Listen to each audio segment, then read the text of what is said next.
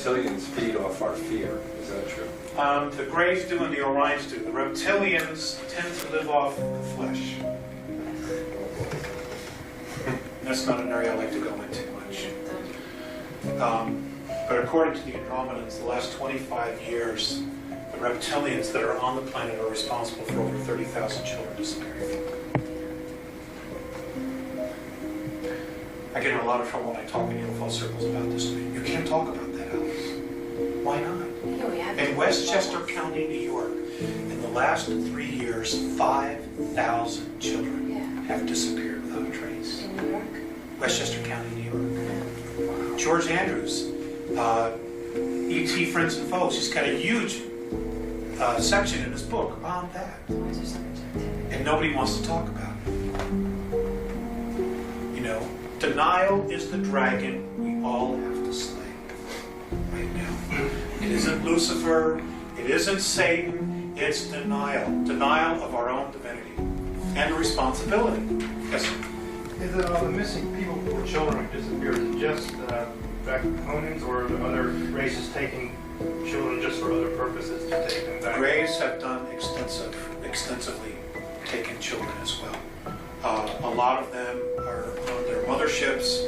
A lot of the children were taken to Phobos, which is also an artificial satellite.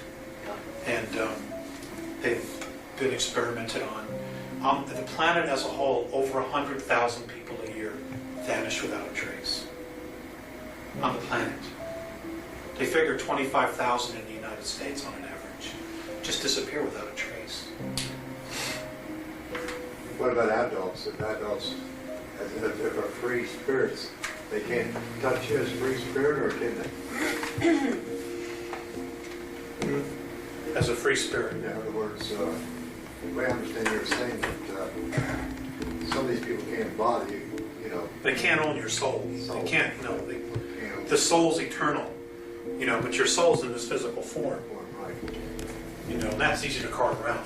Well, who picks these up? I mean, not dragons, but these reptilians. Do they have people like us go away to these children? They sure can't come 8 miles up. They can't get them on the earth. I don't.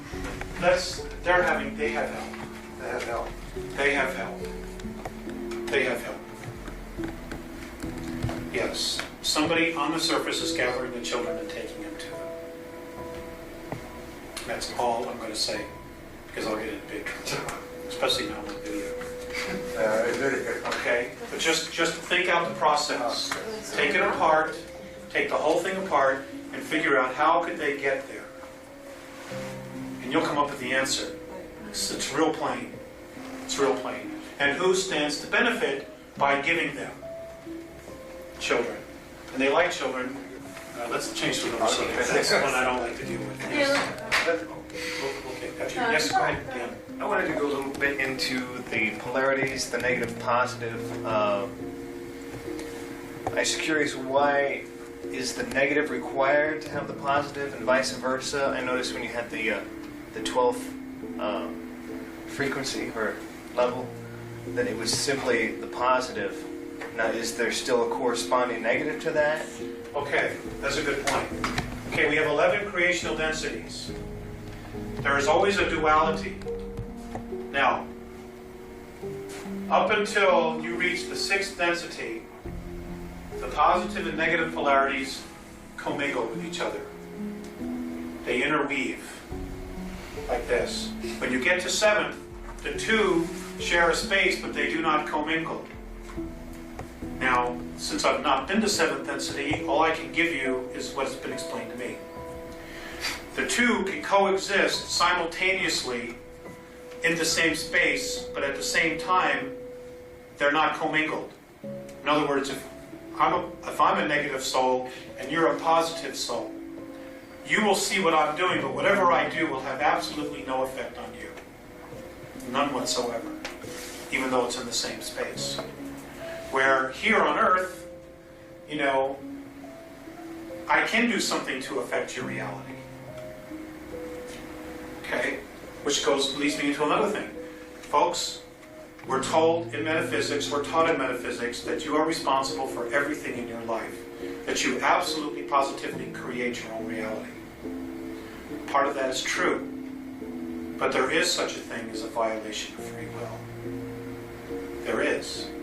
If there was no such thing, there'd be no karma. If there was no violation of free will, there would be karma. Is that something that's...